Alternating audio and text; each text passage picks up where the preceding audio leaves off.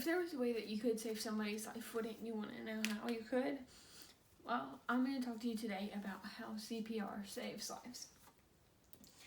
So, about 475,000 people die from sudden cardiac arrest, or SAC.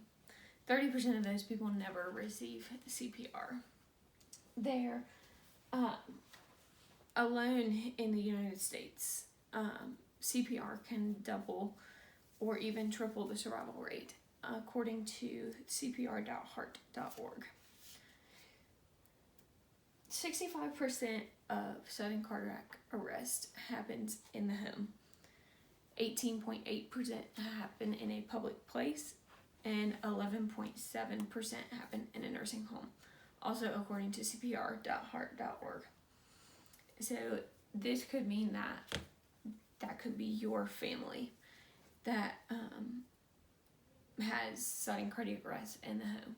And wouldn't you want to know how to save them?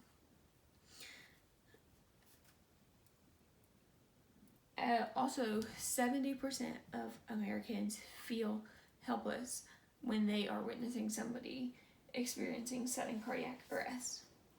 So now we're going to talk about the time limits in CPR and what they mean. So between 0 and 4 minutes, brain death is highly unlikely.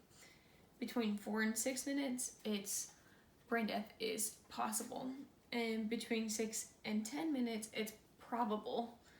And 10 or more minutes, the person is or could be brain dead.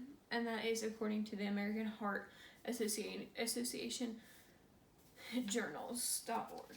So a lot of times when we think of CPR, I know that a lot of people think of the episode of The Office when they are training to do CPR like this.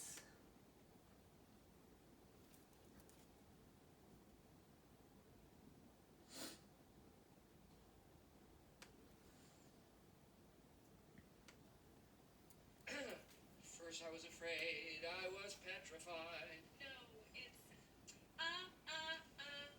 staying alive, staying alive. You were in the parking lot earlier, that's how I know you.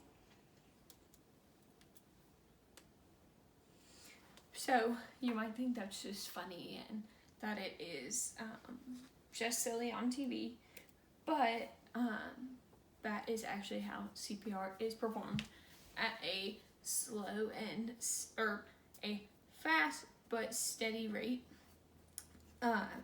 So according to the American Heart Association, now in adults you are using hands-only CPR, which means you're not giving them breaths in between each 30 to 60 compressions on their chest. For infants, because infants do also experience sudden cardiac arrest, you use your 2 fingers and you find in the middle of their chest, and you press firmly but not as hard as you would on an adult. And for every 30 pumps to the chest, you do two breaths. So you might be asking, where can I learn CPR? And the American Red Cross, the American Heart Association, the YMCA, or even at Gaston. So now I hope that you realize the importance of CPR and how it can potentially save someone's life that you know or that you may know.